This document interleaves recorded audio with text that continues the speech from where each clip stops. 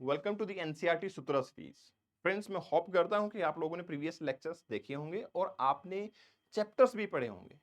Because without reading NCERT if you want to ace it is not possible. So please go through the chapters as well. NCERT को पढ़ना जरूरी है और practice questions भी कीजिए, तब आप मैक्सिमम फायदा उठा पाएंगे। चलिए नेक्स्ट लेक्चर पे बात करते हैं। आज हम बात करने वाले हैं एटमॉस्फेरिक सर्कुलेशन और वेदर सिस्टम पे। देखिए, प्रीवियस लेक्चर में हमने समझा कि temperature is everything. Heat is coming, heat is going and temperature is getting managed. But temperature के अलावा pressure conditions are also there, जो हमें इंपॉर्टेंट वेदर फिनोमेना के बारे में बताती हैं। बट ये प्रेशर होता क्या है? देखिए, प्रेशर का सिंपल मीनिंग है force per unit area.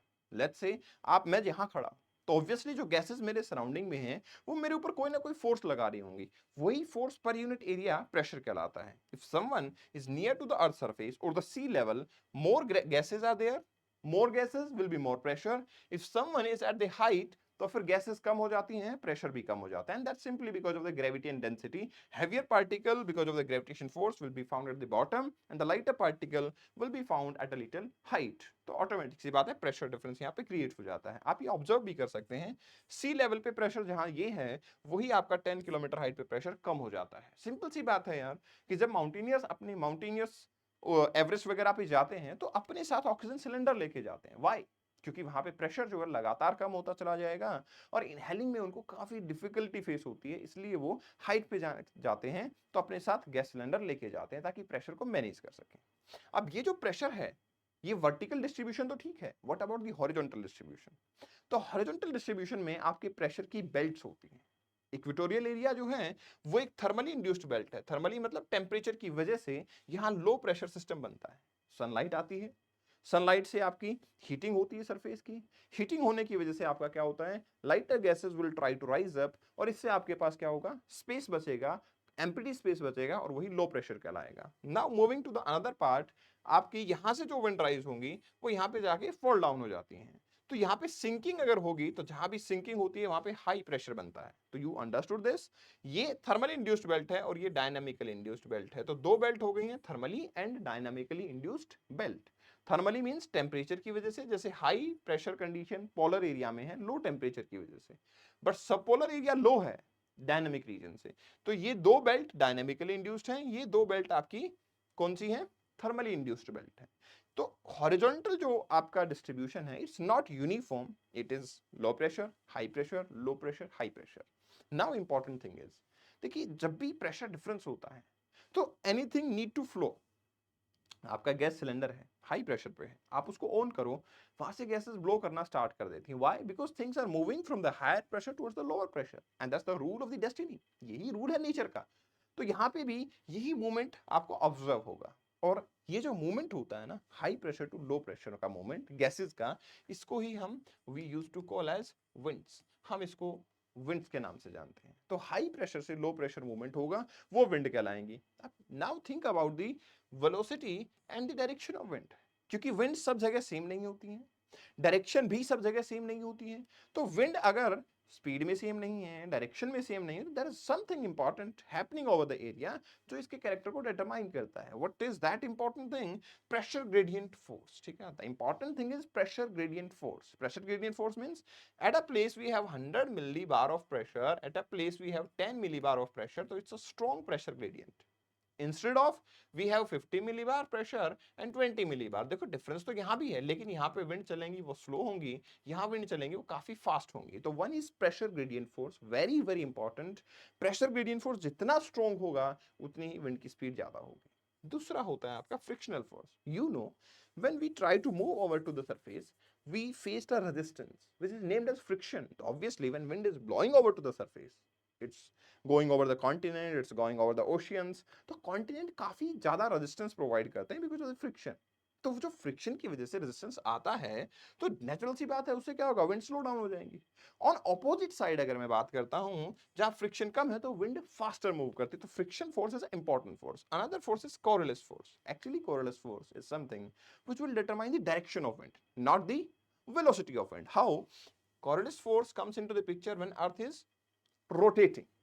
So when something is rotating, let's say I have a glass of water, if I will try to rotate it, the water will try to come itself along the motion of the glass. ऐसा कुछ वैसे ही है जैसे आप बस में हो और आप चलती हुई बस से उतरने की कोशिश करते हो, तो you need to be in the direction of the bus, then only you will be able to safely land over to the surface, नहीं तो नहीं होगा. सेम सिनेरियो इज है, यहां से जैसे ही विंड राइज होगी तो कोरोनस फोर्स इसके रोटेशन की वजह से आता है. नॉर्दर्न हेमिस्फीयर में ये राइटवर्ड होता है और सदर्न हेमिस्फीयर में ये लेफ्ट की तरफ एक्ट करता है. इसी से आपके विंड की डायरेक्शन डिटरमाइन होती है. कैसे होती है, लेट मी टेल यू. देखिए ये कुछ पैटर्न है विंड का, इनको पैटर्न को बोलते हैं हम ग्लोबल विंड पैटर्न, क्योंकि पूरे ग्लोब पे चलती हैं. आपने देखा था कि sir this is a high pressure belt, subtropical high, this is a low pressure belt, तो obviously the wind will try to come from the higher pressure towards the lower one. Wind will try to come from the higher pressure towards the lower one. जब wind will try to come तो ये method बनता है, but wind की direction ये नहीं होती. कैसे होती है, क्योंकि ये नॉर्दर्न हेमिस्फीयर है और कोरियोलिस फोर्स राइटवर्ड में होता है, तो ये विंड स्ट्रेट फॉरवर्ड आने की बजाय कुछ ऐसे आएंगी, जिसकी ऑब्जर्वेंस आप यहां देख सकते हो. फिर क्या होगा, सर हाई प्रेशर बेल्ट तो ये है, तो लो प्रेशर तो ये भी है, तो यहां से जब विंड जाएंगी वो कुछ वैसे जाएंगी. पोल से जब विंड आएंगी तो वो कुछ ऐसे आएंगी. तो मतलब ये हुआ कि राइटवर्ड डायरेक्शन का इंपैक्ट होता है. इनको हम ट्रेड विंड्स बोलते हैं, इनको हम वेस्टर्ली विंड्स बोलते हैं, और ये आपकी ईस्टर्ली विंड्स कहलाती है. इंपॉर्टेंट चीज पता है क्या है, जब ये विंड यहां से जा रही है तो they are going from here, sinking over there, coming back again. You don't think so they are making a complete cell? Yes. ये जो एटमॉस्फेरिक फिनोमेना, इसको ट्राई सेलुलर मॉडल बोलते हैं, जिसमें ये पहली सेल बनी, इसको हम बोलते हैं हेडली सेल. सेकेंड सेल को हम बोलते हैं फेरल सेल, और थर्ड सेल को हम बोलते हैं पोलर सेल.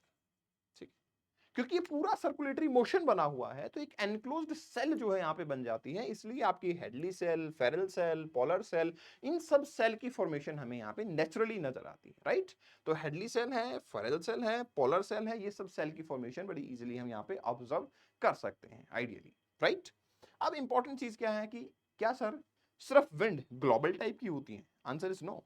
हमारे पास लोकल विंड्स भी देखने को मिलती हैं. लोकल विंड्स लोकल फिनोमेना की वजह से होती हैं. जैसे इंडिया के अंदर आपका सरफेस जो है हीट अप हो जाता है गर्मी के टाइम पे, तो हमें एक विंड देखने को मिलती है जिसको लू बोलते हैं. तो ये क्या है, लोकल विंड है. सिमिलरली आपके यहाँ पे अमेरिका के अंदर चिनूक विंड देखने को मिलती है. ठीक है, नॉर्वेस्टर ब्लिजार्ड विंड देखने को मिलती है. आपके यहाँ पे पैम्पेरो विंड देखने को मिलती है.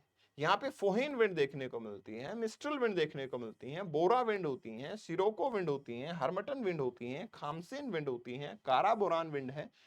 क्या आपको ये सब याद करनी है? बिल्कुल करनी है, लोकेशन वाइज, क्योंकि यूपीएससी ऐसा क्वेश्चन दे देता है कि ये लोकेशन है कि अमेरिका के अंदर, और आपको बोलेगा काराबोरान विंड चलती है. नहीं, गलत हो गया है. ठीक है, लोकल विंड की एक्सप्लेनेशन नहीं मांगता, बट इतना प्री में क्वेश्चन आपसे पूछा जा सकता है, इसलिए आपको याद करना है. अब लोकल विंड के अलावा कुछ विंड ऐसे भी होती हैं जो कुछ पैटर्न के हिसाब से चलती हैं, जिसको हम बोलते हैं पीरियोडिक भी कह सकते हैं, या फिर आपका डे एंड नाइट विंड्स भी कह सकते हैं. जैसे कि लैंड ब्रिज, सी ब्रिज.